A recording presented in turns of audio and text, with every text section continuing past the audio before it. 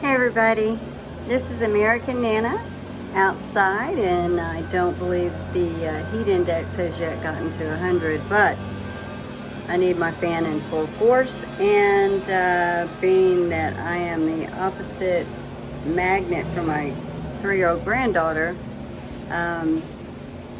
it's hard for me to find a spot where she's not going to find me. So outside, when I tell them, hey, Nana needs a little time, and sometimes that doesn't work either, but we're gonna go with it. So hope everybody had a great 4th if you're in the United States, and I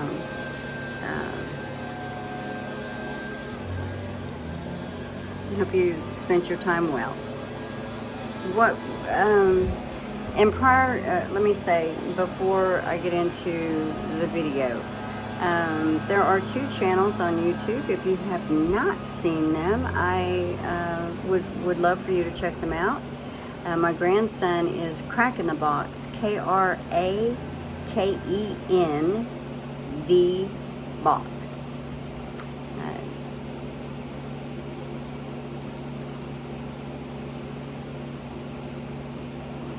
He can teach you many things in life. Definitely can teach you to never let go of what's important. And his mom is Pixie, the crap goth. So if you would check those 2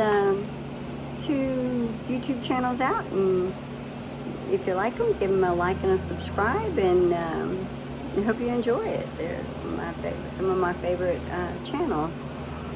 So what I want to talk about today is watching the interview with Paul O'Keefe.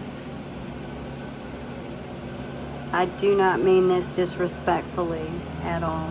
So if you do happen to find this video, please understand, I mean no disrespect. I mean nothing ugly. I'm not coming at you with hate. It's more confusion, actually. I'm totally confused as to many things. So let me just get started with, you knew when Karen left the house that day that she was guilty of doing this.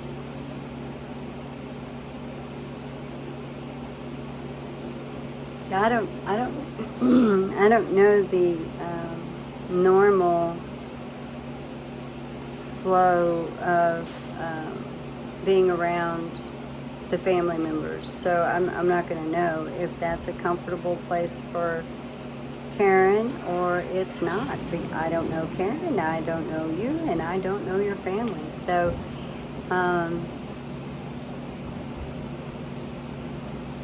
from your comment where you said your mom asked if Karen could have had anything to do with it, I think that tells me how welcome she was.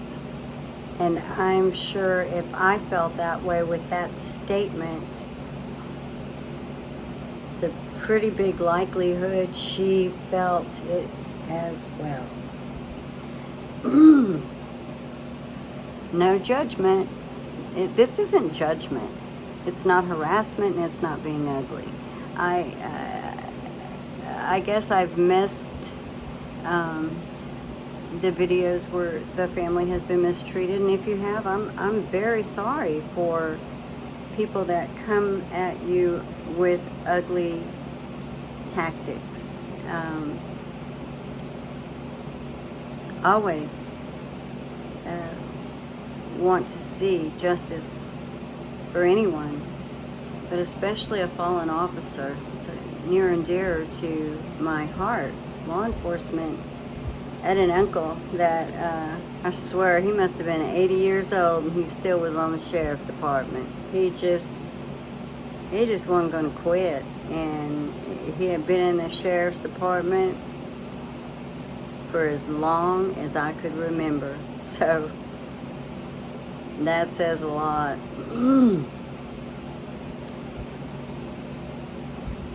I also had a stepsister and step-brother-in-law that were also law enforcement. And sadly, they passed very young. Left 3 children behind, 3 girls. So, I never make light of pain or loss. I don't judge pain or loss. It's not my place.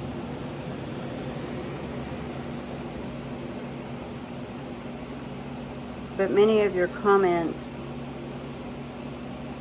I wanted to clarify, because I've made videos and I'm going to continue to make videos, because now that the trial is over and they're saying that it's going to be redone, I'm going to dig deeper. I'm going to look into things that happened prior to the trial. I watched nothing beforehand.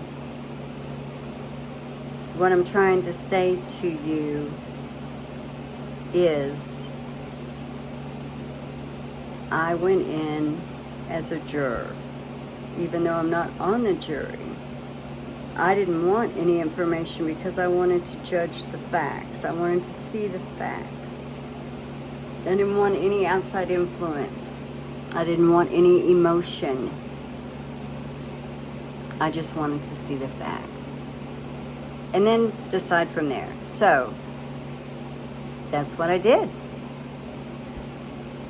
I can speak for myself, but I'm going to go on a limb and say I think there's a lot of people around this world that feel the same as I do, and that didn't know anything about this case, and they didn't form any opinions prior to the trial. It's a huge group of people that are in the same position as I am. And if you look over every poll that's been done, 90%, average 90%, I would say 95 because I think it's more 95%, but I'm just going to say 90%, just to give it a little bit more even feel, but no less than 90% feel Karen Read was framed. Feel that there was no evidence. I personally sat waiting during the entire long, drawn out case the prosecution showed, and the one thing I was waiting on was evidence. They never showed evidence that could convict Karen Read or anybody. And yet you defend them. So I'm not angry that you defend them. I'm shocked.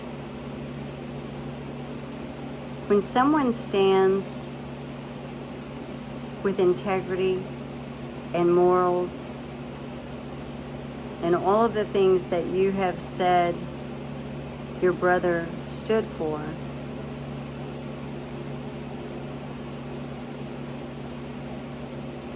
I'm not sure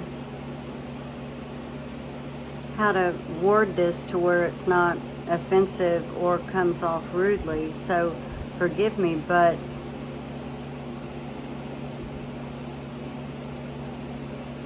if John O'Keefe truly is everything that you said he was, the last thing in this world he would want is for anyone innocent to go to jail or prison. He would want people to use their common sense and to judge by the evidence to find who killed him. That's what he would want. I can, without knowing him, say that if he held all of the morals that I feel he held dear, he wouldn't want an innocent person going to prison just so the family could have closure. And sadly, I feel that that's the focus. So I have no ugly feelings at all. My heart breaks for what your family has been through. And absolutely, I would love justice for Officer John O'Keefe. But justice is not sending an innocent person to prison. You said that there was an internet whatever put out there, and that's what's wrong, and y'all are going to be much more vocal now and all of that. And sir, I watched the entire trial.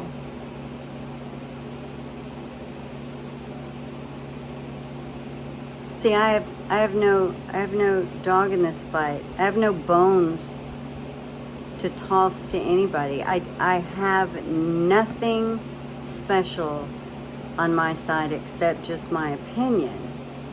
And it really, I don't know if it angered me. I don't know if it puzzled me. I'm really not sure. I didn't analyze very much. I can say pretty much shocked me that after that trial, you do an interview where you're supporting every last one of them along with the case. And that's your right, sir. That's you and your parents' right if that's what you believe. But to insinuate that it was a hung jury because Alan Jackson put something out on the internet, and when I don't believe it was Alan Jackson, I'm not sure. I'd have to go back and look, but evidence, clear, concise evidence is what's needed to convict somebody for the rest of their lives for murder. There's no clear evidence. There's no evidence. You know, sadly, when they found Officer John O'Keefe, there was absolutely no red taillight pieces anywhere. And as one of the people at the town hall meeting stated, there was hardly any snow on the ground. And for you to say it was a blizzard at the time he was found, you all know that's false, because there was hardly any snow on the ground. The townspeople have said that. The townspeople have said that. The townies, people that have lived there a very long time. And like I said, I didn't see this prior to the trial. I saw this after the trial. It's one of the town meetings where they're trying to get rid of Brian Albert, and they're trying to get rid of the chief of police, and the people are screaming out for, you know, justice and law enforcement they can trust. So that, you know, I'm not judging by that, but I am saying that they clearly say there was no bad weather. I mean, yes, it was bad weather, but at the time he was found, anyone would have seen a shoe. Anyone would have seen red taillight pieces. It would not have been covered up. It's lawn day here in my neighborhood, apparently, for all the people that pay to have their lawns did.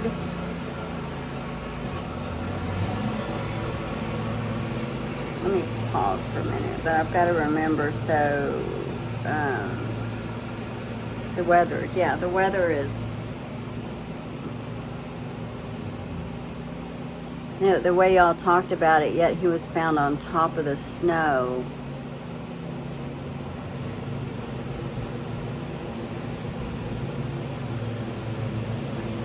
But to say that you know Karen Reed is guilty because of how she acted at the house. Let's go to that one first.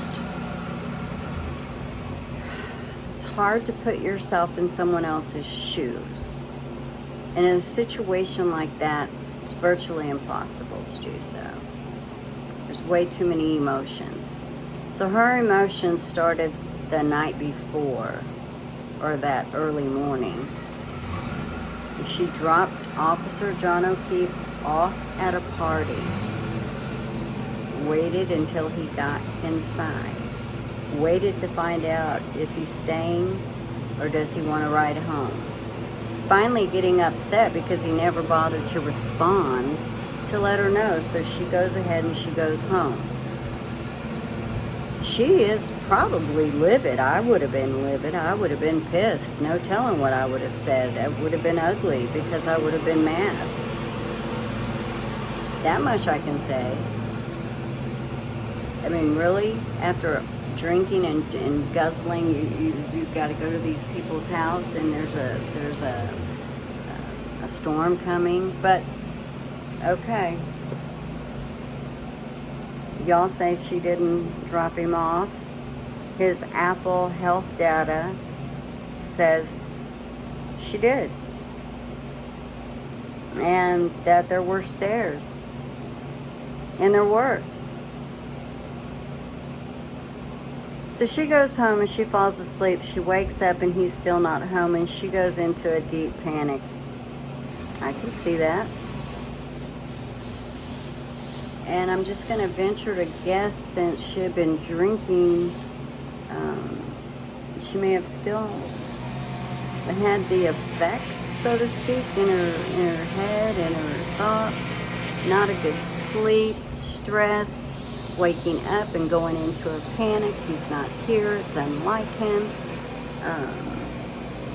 He wouldn't leave the children alone.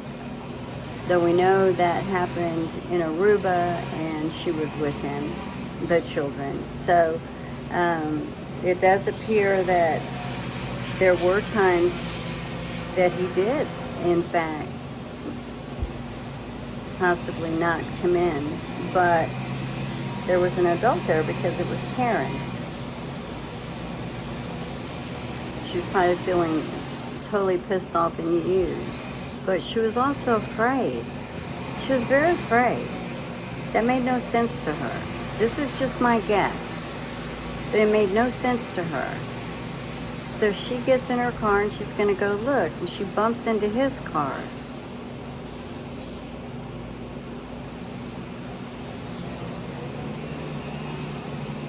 She figures she's really damaged his car and she's probably damaged hers. I don't know if she got out and looked. I didn't see it, but let's say.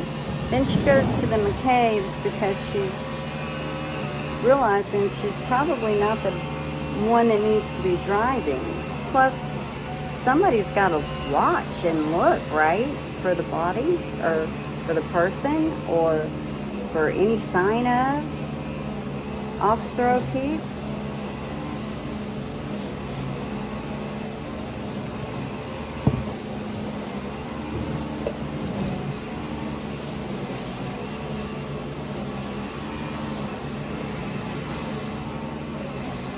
She finds him, and because she's the one that sees him, because I imagine the other two were talking, were looking, but not as nearly as intent. Karen spots him, gets out, runs over to him, and immediately, I would think he's dead. If he's in the snow and he's got blood on him, I would think he was dead. She then goes into full-blown hysterics. You can hear her screaming bloody murder. Screaming at the top of her lungs. And the recording device is in the car. The recording device is in the car. And it picks her up screaming.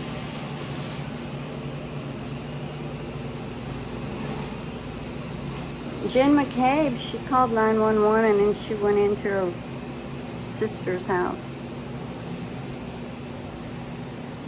Jen McCabe knew her brother-in-law was a first responder, knew there were blankets in that house, knew there was help in that house.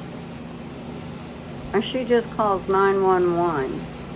You see, I would have called 911 as I'm running into the house to wake up the people, which I apologize again, I don't buy it. It makes absolutely no sense. And I've been there, so I can say it. It makes no sense that you're trying to say that you heard nothing. You were sleeping. It's impossible. For different reasons, one of which your dog would have been going crazy. There is no dog that's going to sleep through someone screaming like that on the lawn. They're going to alert because there is a problem. I don't believe a dog would have slept during whatever happened that put Officer John O'Keefe on the lawn either. That would have been an alert as well. Dogs have a sense. They don't have to see something. They sense it. They sense danger. They sense issues. There's no training. It's a dog. That's what dogs do. I mean, I have a Pomeranian. She sometimes goes overboard because, you know, I don't care if there's a cricket on the sidewalk and it may bother her, but nonetheless, she's going to be mouthy until I get her to stop or the cricket goes on his way, right? So, watching Jen McCabe on the stand talk about Karen Reed frantically screaming and running around, she had nothing but disgust. I imagine that's how Karen was treated, with disgust by this person.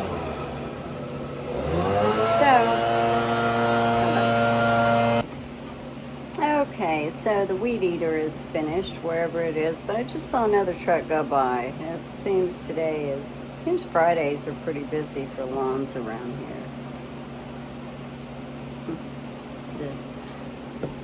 We have chances of rain, so it's cooled off some, so possibly. So the thing is Karen is running around crazy, which I can understand.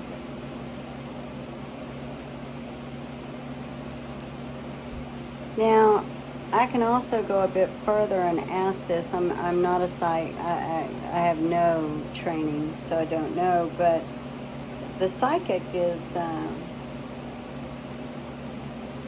kind of interesting. So let's say Karen Reed awoke, hits John's car, gets Jen McCabe, rides back to her house to leave her car and to get into Kerri Roberts' car and then go look for Officer John O'Keefe. So in her mind, she has hit his car. Is it possible? I'm just curious, is it possible that experience was fresh in her mind and she keeps asking, did I hit him?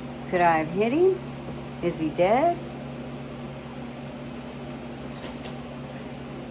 Oops.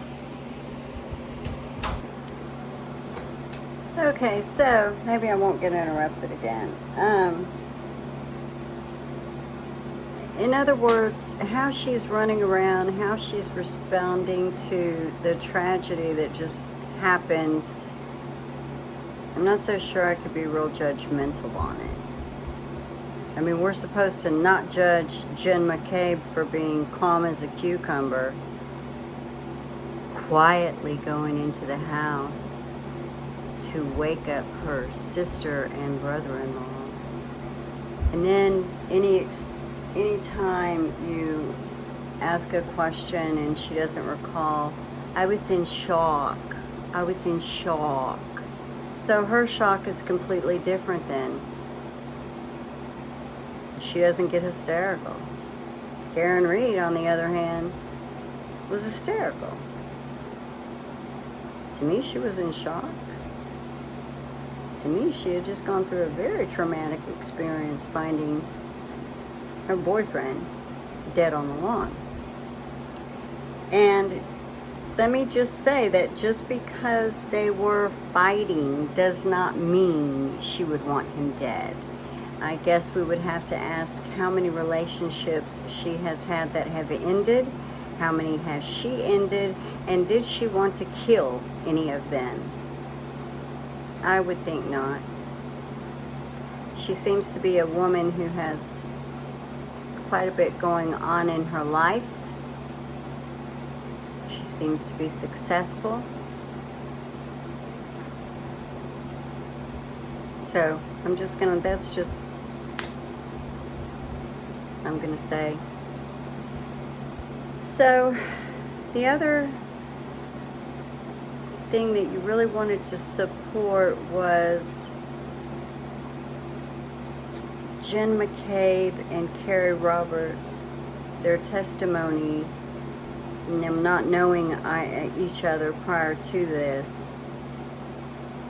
But we also, in court, heard the testimony that they got together to work on the timeline. That in of itself says, well, yeah, their testimony was the same. Go figure. And they don't even know each other. There was just little differences in it. They both saw a cracked taillight. They didn't see a missing taillight. They saw a cracked taillight. There's a huge difference between a missing taillight and a cracked taillight. So I'm going to leave that there for evidence, or the lack thereof. And quite frankly,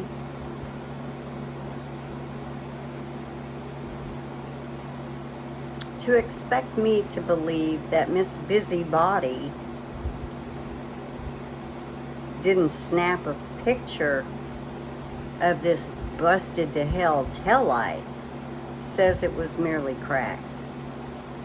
The fact that not one single photo was taken of that vehicle prior to it being processed tells me it was not cracked all to hell and little pieces. It was simply a crack. If this taillight would have been busted to hell, do you expect us to believe that really the officers were so inept that they couldn't even think to take a photo?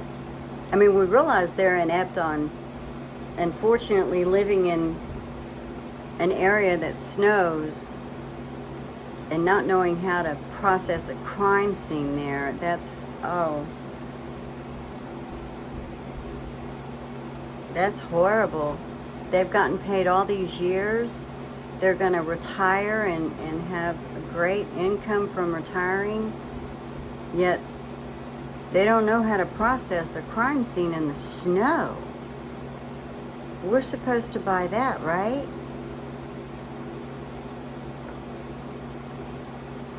While we're on the processing of the crime scene, why is it they went across the street to get red Solo cups and a Stop and Shop bag? Why go across the street? A normal response would have been to go to the house where the body is located. That would have been the closest, the nearest thing to do. As I said, it's also close and near to be able to assist and get blankets and start trying to warm him up, start trying to save his life. But then again, they slept through it all until Jen McCabe went in quietly to wake them up.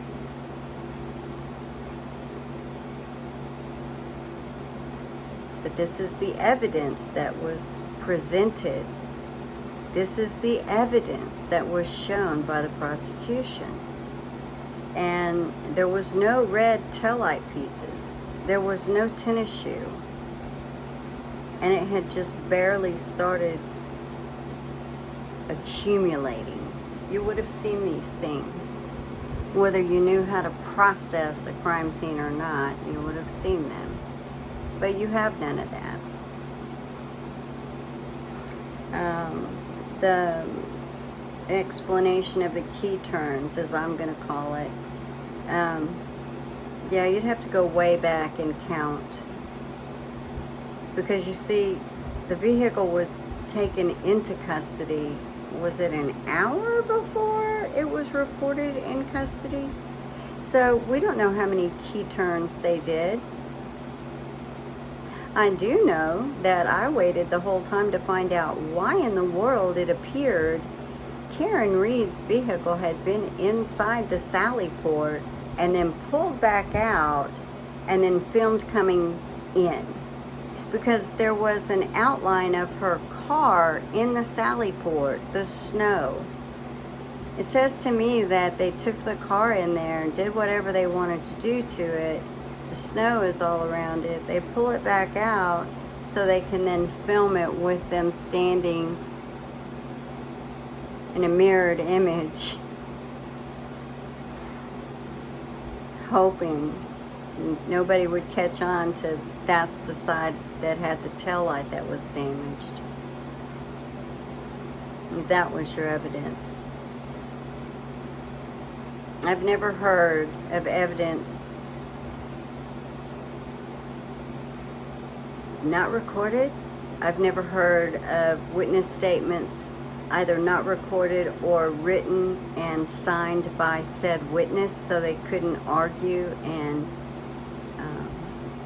it appears that according to Jen McCabe, anybody that actually interviewed her, they all got something very wrong in their reports. It also appeared that Jennifer McCabe could not count on her memory to answer a single question by the defense. She was fine with the prosecution, but by the defense, she had to see her prior testimonies, and heaven only knows how many of those there were. But when you're simply being asked a question, the defense attorney was not looking for the wording to be exact, but he did expect the meaning of the words to be correct, to match up. If you were telling the truth, you wouldn't need to see your previous testimony. My humble opinion. What else?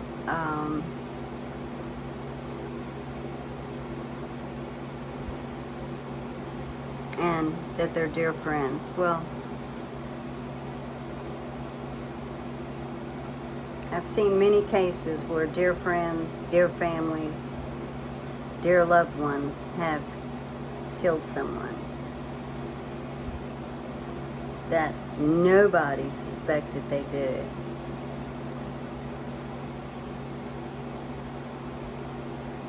I've seen many of those.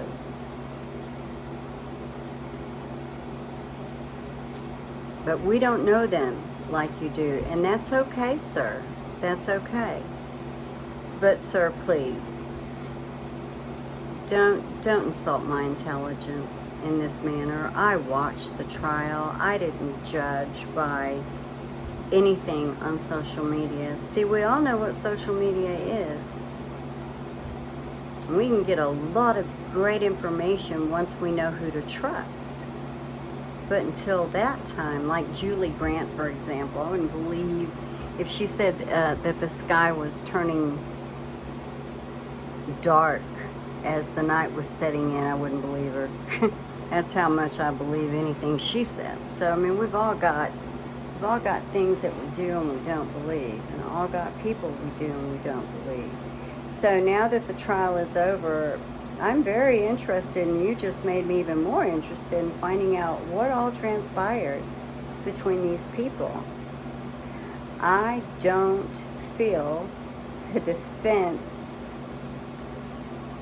was working with Turtle Boy to put something out on social media to confuse anything or to make lies, or I just don't think that, it wouldn't, some of it they probably wish wasn't said. I mean, I don't know, and I can't judge that, but I just find it hard to believe, yet you throw that accusation out as if it were fact. You see, you throw out a lot of speculation as if it were fact, yet you're asking the people to open our eyes to see just the evidence and just the facts. And to do so, we have to take out all emotion,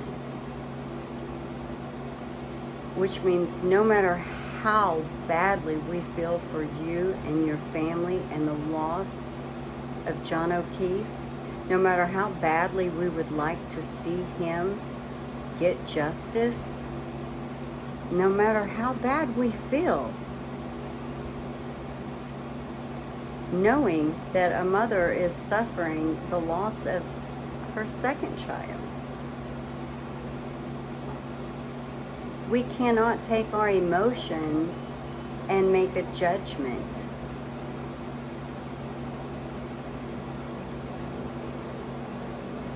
You're asking us to look at everything with a bright or a new set of eyes. Might we ask you the same?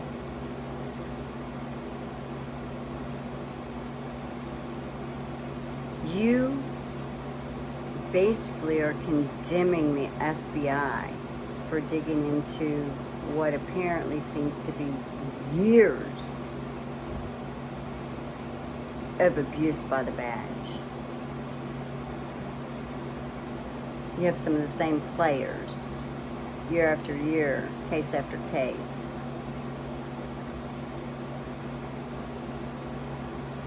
And you want to defend, and apparently you feel sorry for the vilest human being I've ever seen that wears a badge. Oh, his personal cell phone should not have been taken. Right. So what you're saying is it's okay that he had every single one of those thoughts and feelings.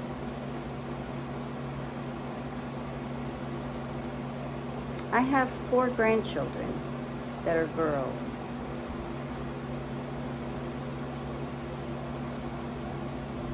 That person to me is a scumbag. I wouldn't want him anywhere near my girls. I wouldn't want him near anyone. You see, they take an oath to be an officer. They're supposed to wear that badge with honor, integrity. They're supposed to want to help people and do the right thing. What happened is I think they thought Karen Reed would just roll over and take what was being dished out because it was set up, and their idea or their way of thinking that she did it, we can prove she did it. Then we have Trooper Paul, the state's expert, who should be fired as well, because he was willing to compromise integrity to get on that stand and do the dance he did, trying to make the evidence, or the lack thereof, to fit the crime.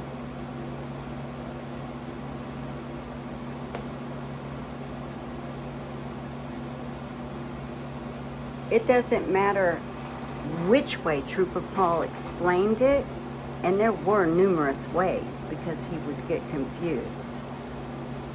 But it doesn't matter which way he explained it. The point is it couldn't have happened the way he explained it. There's no way it could have happened the way he explained it. And to refute that, they had experts. Now, the experts, they didn't have to go looking for, they didn't have to hire. They had a report that they looked at. They never spoke to these experts. They didn't know what all they were going to say. Yet they put them on the stand. The defense called them to the stand knowing they could say anything. Anything. They didn't know what they were going to say. They had the report. They didn't know, could anything have changed since they got that report? It says a whole lot to me when an attorney is going to call somebody as a witness that they've never spoken to. Her life literally on the line. Literally. And they called witnesses they'd never spoken to. That says so very much to me. So very much. And I'm assuming that in all of this you have forgotten that Kerri Roberts was with Karen Reed and Jen McCabe. And Kerri Roberts was at least the hospital. From my understanding, she was going to go get the parents. Now, I don't remember if she ever went and got them or if somebody else drove them to the hospital. I don't remember. But I do know that she was there. So you, in fact, did have conversations to help form your opinion. Wanting to blame someone, wanting someone to pay for this tragedy is just anybody would want that. Nobody would want someone to get away with cold-blooded murder.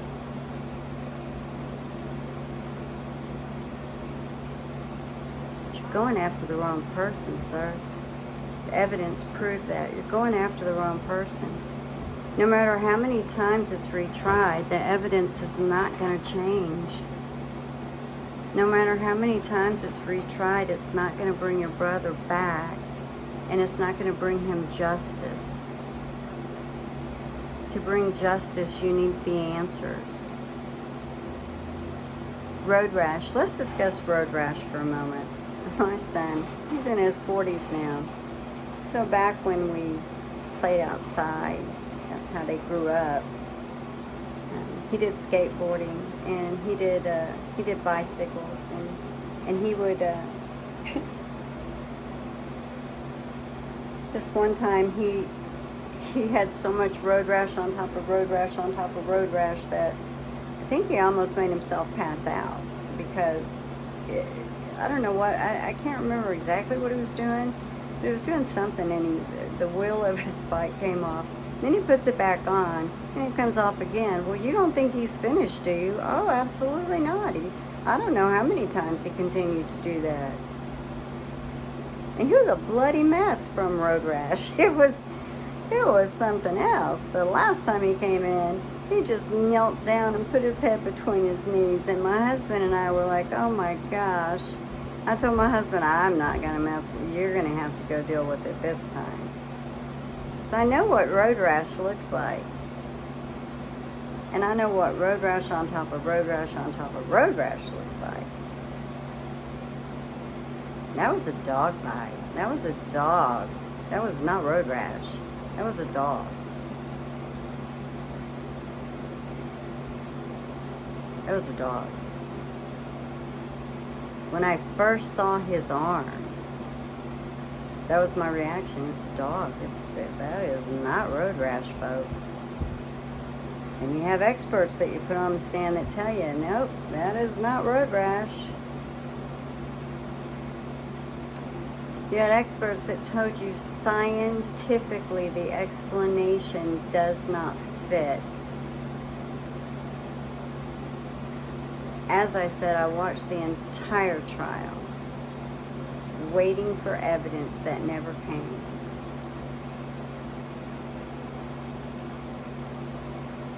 I have no doubt the next trial, Karen Reed's defense team won't leave any stone unturned. I think because the prosecution took forever and bored everybody to death with who was drinking what, where, and when, and who sat next to who at the basketball game, and who's your favorite player, and do you drink anything besides beer, and if so, what is it? Surprised he didn't question everybody what they had had for dinner, and, you know, follow up, leave with what color of underwear is your favorite on Friday. I mean, literally. His questions, you can say he had 68 witnesses, and his questions were from a bumbling idiot. I apologize for saying that because, well,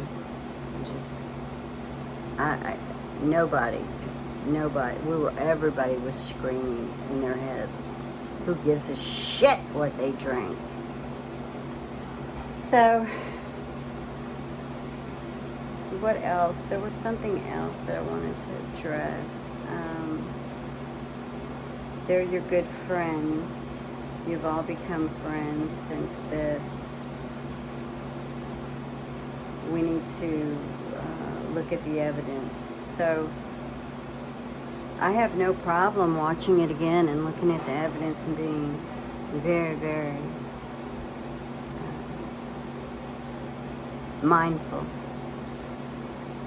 But all I'm going to do is point out more discrepancies on the side of the prosecution because, sir, there's no evidence. If there was evidence of it, they would convict. There's no evidence. And you're listening to people who have been in law enforcement for many, many, many, many years telling you a story with no evidence to back it up, but believe them because they're good people. Believe them. They rehomed their dog. Believe them. They tore up the basement floor and sold their home. Believe them because they say so. Because you want to believe them. I am by no means a conspiracy theorist person. That irritates me to no end when somebody says that because no, I don't feel conspiracies. But what I do feel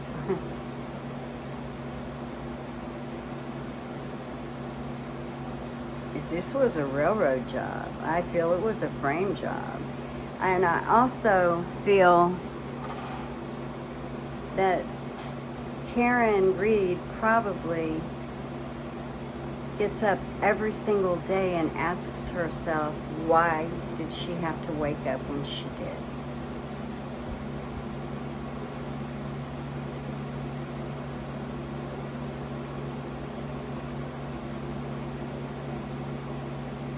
And I think I have that answer. I think Lucky was being protected.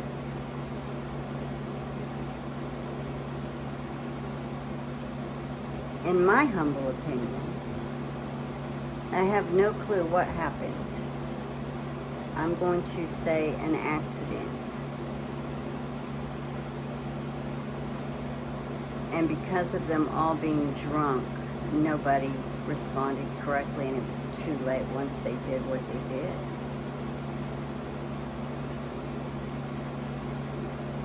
I think they were going to try to blame the tow truck driver. Not tow truck, good Lord, I've said it again. The plow truck driver, Lucky, driving Franken truck. That's who they were going to say did it. And that would have destroyed that young man, I think. I really honestly think it would have.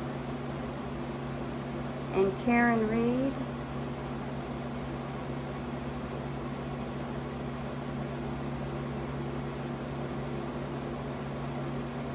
she's a strong woman.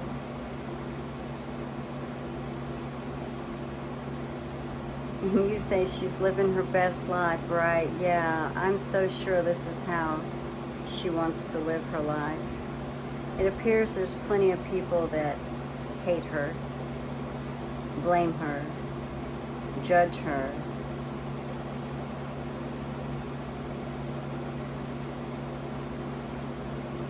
Was she given time? Did anybody care how she reacted to this? How it affected her? How the trauma won't ever be gone? What it's like to find someone in that situation, no longer with life in them?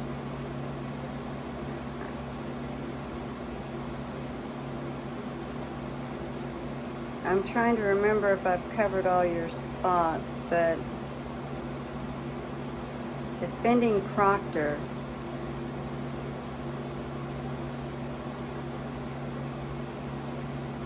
my apologies for saying this, but defending Proctor shows lack of character.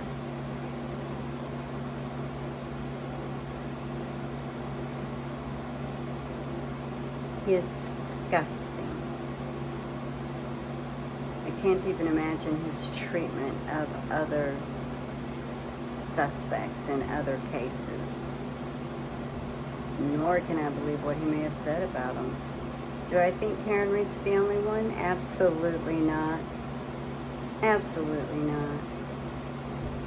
I think that the good old boys in Canton have just been left to do whatever they want for so long, and were treated with, I don't know, revered, I don't know, but they felt they could get by with absolutely anything. That's my opinion. So,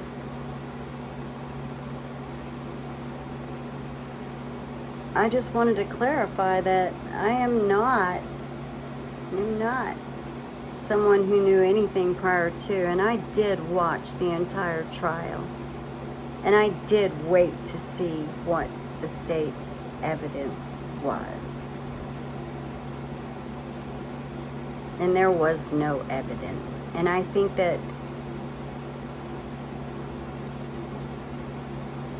the only way that you get a guilty vote is if someone disregards all the evidence or the lack thereof and votes simply from emotion. I am very sorry for your suffering. But to think that you could maybe turn the tide by giving your side of the story, sir, you might want to take out where you're just so happily defending people that, as we watched the trial, brought absolute disgust to us. the same as the prosecution, spent more time talking about the McAlbert issue than even having proof of what happened to Officer John O'Keefe. Being angry at someone does not convict them. Hating someone will not get them convicted. Blaming the wrong person for the rest of your life is a sad way to be. And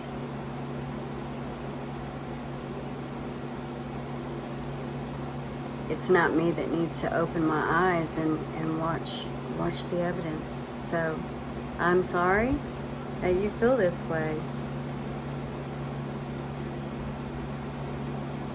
I truly am, and I'm very sorry for anybody that's ugly to you or your family, because you have suffered a great loss, one that will never be filled, a pain that will never go away. That pain remains forever.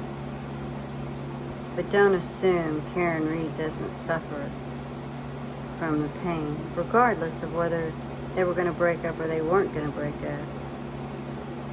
For her to have been involved with him and him having children and her not says a lot. Having children is one of the hardest things that you'll do in life. Most rewarding, but the hardest. And it appears that she tried her best and that she cared. And therefore, she's not ever going to look at life the same either. I know that you probably can't stand that I'm defending her in the same breath as I'm telling you.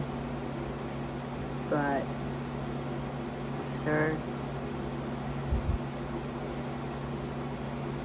the only thing that evidence proved is that Karen Reed not only did not hit him, it was scientifically impossible. Medical examiner couldn't even come up with cause of death. Well, they could, but they couldn't say that it was murder, accident. I mean, they don't know. They couldn't tell. They didn't have enough to tell. So, I thank anyone who wanted to listen, and now I'm going to feel better that I finally said what I had to say. I apologize once again for being just no great setup. And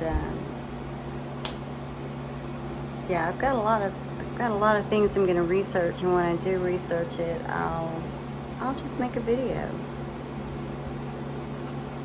I'll just make a video. Nobody here wants to hear about the case, and I'm just more invested now. And now I will go look for the backstory to see if the backstories make sense with what came out in trial. So, I ask that you don't judge all of the Karen Reed supporters in the same bracket, because there's a huge, huge amount of us that knew nothing until the trial.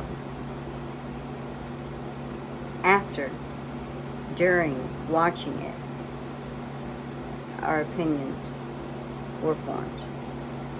So, I hope everybody has a wonderful weekend. Have a nice day. Bye.